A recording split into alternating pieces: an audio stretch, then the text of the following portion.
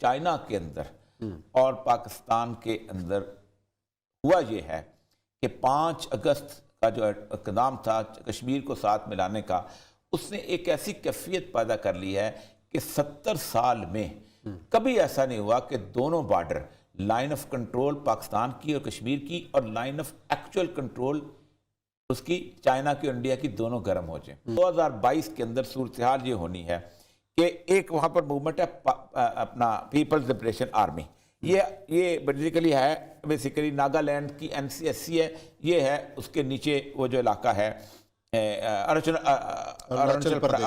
پردیش، اس کی یہ موومنٹ ہے۔ اس کے اندر انہوں نے کیا یہ ہے کہ اس کو پہلے تو ایکٹیو نہیں کرتے تھے، چین کی پالیسی ایسی تھی، ان کو مار دیا تھا انہوں نے، ایک بڑے لیڈر کو گرفتار کر لیا تھا، 6-7 بندے مارے تھے، انڈیا قابو کر لیا تھا۔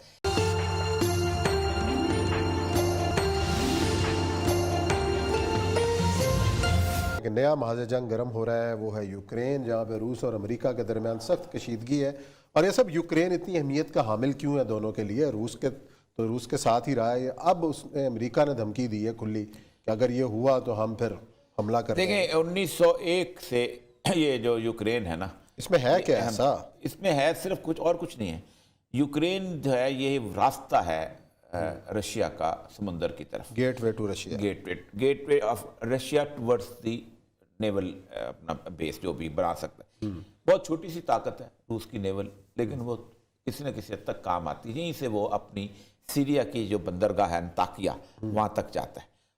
آپ کو پتہ ہے کہ تمام عرب اسپرنگ میں دنیا کا ہر ملک جو ہے وہ گیا ہے، لیکن روس نہیں گیا تھا، صرف سیریا میں گیا تھا، کیونکہ اس کو پتہ تھا کہ بشار الاسد اس کی پارٹی کا بندہ ہے، اور بشار الاسد اس کو انطاکیہ کی جو بندرگاہ ہے اس کو اپنا آنے دے گا۔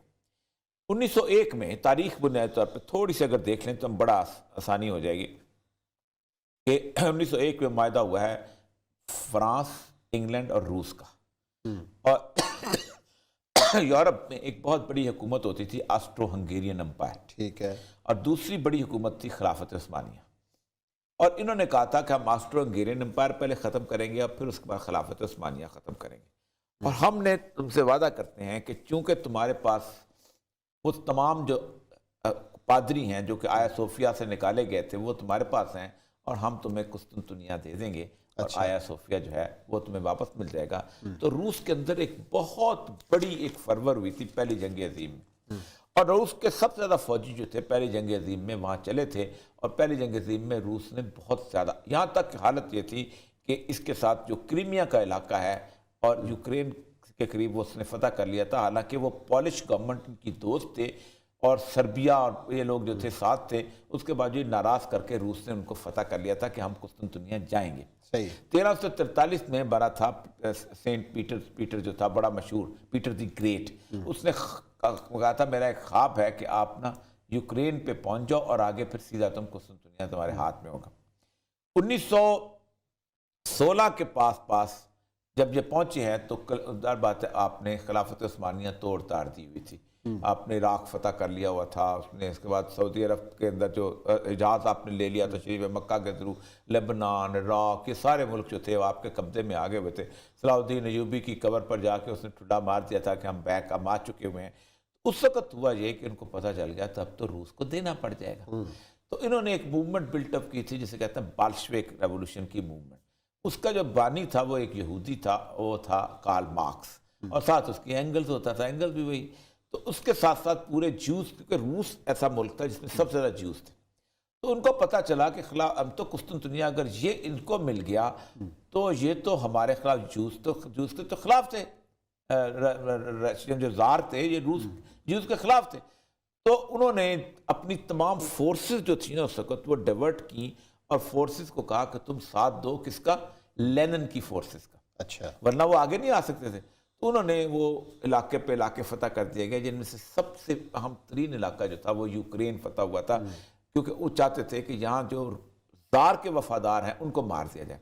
ایک شہر میں 50,000 لوگوں کو باہر نکال کے پوری لائن لگا کے ان کو گولیوں سے بھون دیا گیا، ایک دن کے اندر 50,000 لوگ جو زار کے وفادار تھے انہوں نے زار پہ قبضہ کر لیا۔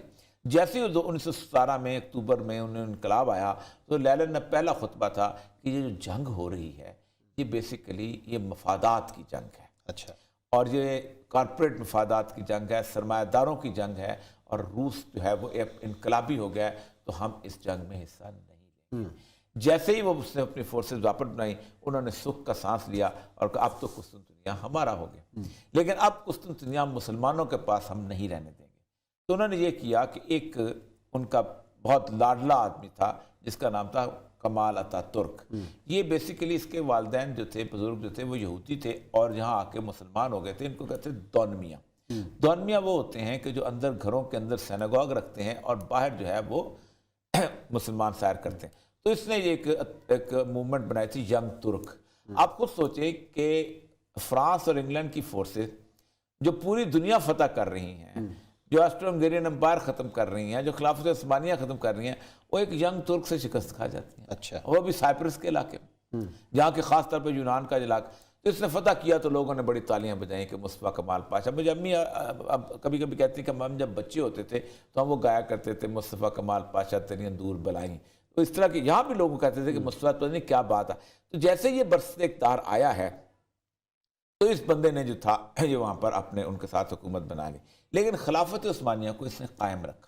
لیکن برصغیر پاک و ہند میں جب خلافت عثمانیہ کی موومنٹ چلی ہے 1920 میں، تو ان کو پتہ چل گیا کہ یہ تو ایک مسلمان اکٹھے ہو رہے ہیں۔ اور محمود الحسن صاحب کہتے ہیں کہ ہم جب موومنٹ میں جو گرفتار کر کے لے کے گئے تو وہاں پر تو کالا پانی، تو میں نے پوچھا اس سے، انگریز سے جو انچارج تھا، کہ تم ہمارے اس خلافت کے خلاف کیوں ہو؟ اس کا مسئلہ یہ ہے کہ ایک یونٹی ہے۔ ایک دفعہ خلیفہ نے کہا جہاد کی کال تو پورے مسلمان اکٹھے ہو جائیں، تو پھر اس کو کہا گیا کہ تم خلافت کو ختم کرو۔ تو اس نے 3 یہودیوں کو لے کے خلیفہ عبدالحمید کے دربار میں پہنچا اور اس نے جا کے اس کو کہا کہ آپ اتر جاؤ۔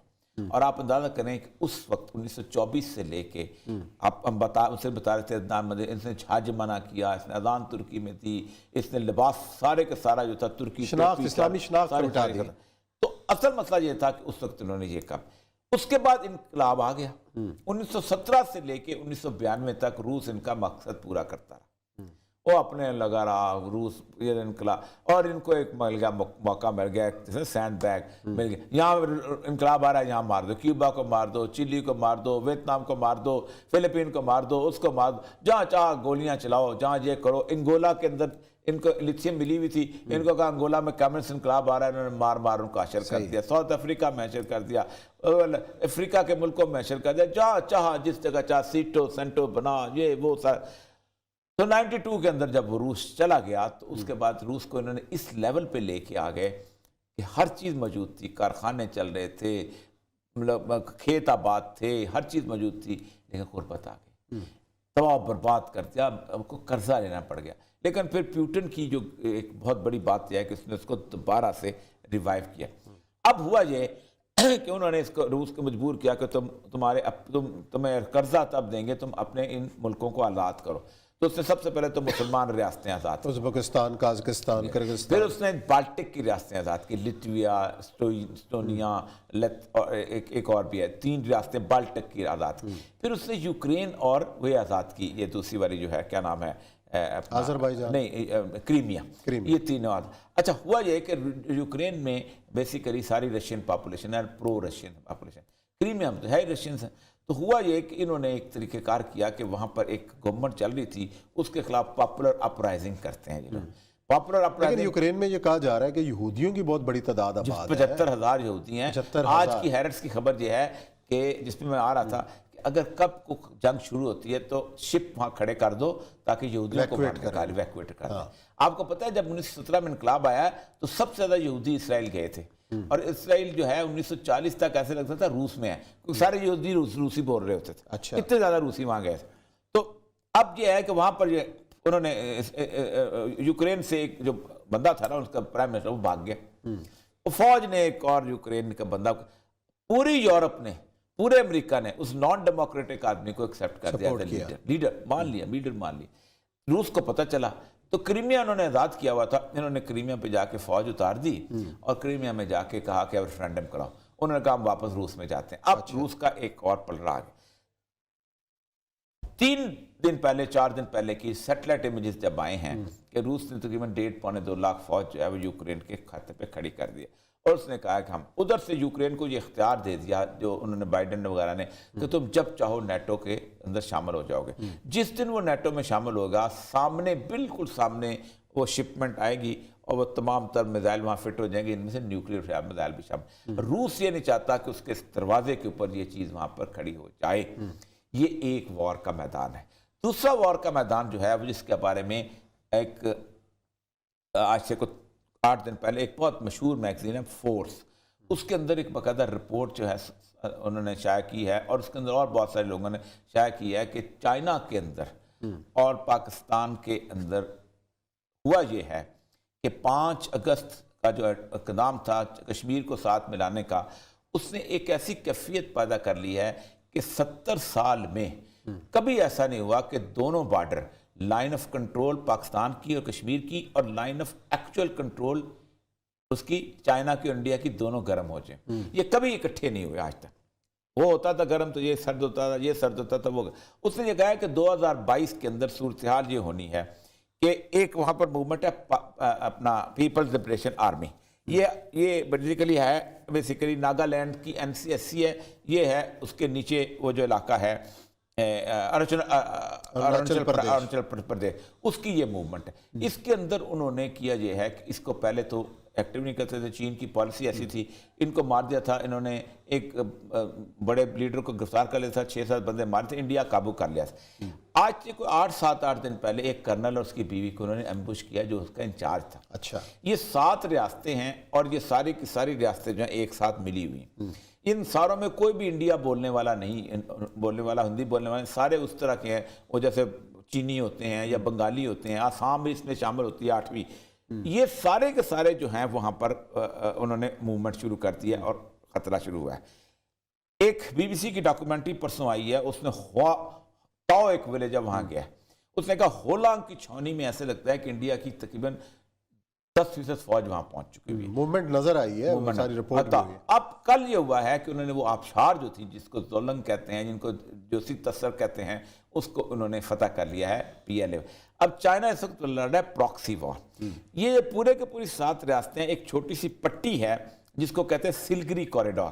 سلگری کوریڈور صرف تقریباً کوئی 30 کلومیٹر کے قریب کا یا 22 کلومیٹر کا, ایک توپ کھڑی ہو جائے تو پورا راستہ بند ہو جاتا ہے. تو چائنا چاہتا ہے کہ اس کو کم سے کم اس کو کاٹ دیا جائے. یہ ایک لائن ہے جس کو کہتے ہیں میکموہن لائن. میکموہن لائن وہ تھے, اس نے تبت والوں کے ساتھ مل کے ایک ایگریمنٹ کیا تھا میکموہن نے 1914 میں, اور وہ ایک لائن بنا دی تھی. 2 لائنیں انگریز نے بنائی تھی, ایک ڈیورن لائن, ایک میکموہن لائن. ایک وہاں پر جو پورا علاقہ تھا نا جیسا آسام وغیرہ, اس کو کہتے ہیں نارتھ ایسٹرن, جیسا نارتھ ویسٹرن پروونس جو تھا, ٹھیک ہے, NWFP نارتھ فرنٹیئر, اس طرح نارتھ ایسٹرن فرنٹیئر پروونس. اچھا, تو یہ وہ نارتھ ایسٹرن تھا, یہ نارتھ ویسٹرن. وہ ایسٹرن پروونس میں یہ ساری ریاستیں آتی تھیں اور جان بوجھ کے اس نے اپنی اس کی وجہ سے اس نے رکھی ہوئی تھی. اصل مسئلہ یہ ہے کہ اب کسی بھی وقت وہ کہتے یہ ہیں کہ ہوگا کیا, ہوگا یہ کہ چائنا دونوں گرم کرنا چاہتا ہے. لداخ والا یہاں سے شروع ہوگا اور وہاں سے وہاں شروع ہوگا, اور انڈین آرمی جو ہے وہ بٹ جائے گی دونوں حصوں, اور دیٹس امپاسبل. اور وہ کہتے یہ ہیں کہ یہ برف باری کے دوران ہی ہو سکتا ہے کیونکہ چائنیز جو ہیں وہ عادی ہیں اور انڈین فوج. اسی لیے بھارت نے پیشکش بھی کی ہے پاکستان کو, سیاہ چین سے وڈرا کر لو تاکہ ایک محاذ ہمارا تھوڑا سا کم ہو جائے. چلیں ناظرین, پروگرام کا وقت یہاں ختم ہوتا ہے. کل انشاءاللہ پھر ملاقات کریں گے کچھ نئے موضوعات کے ساتھ. اپنا بہت خیال رکھیے گا. اللہ حافظ.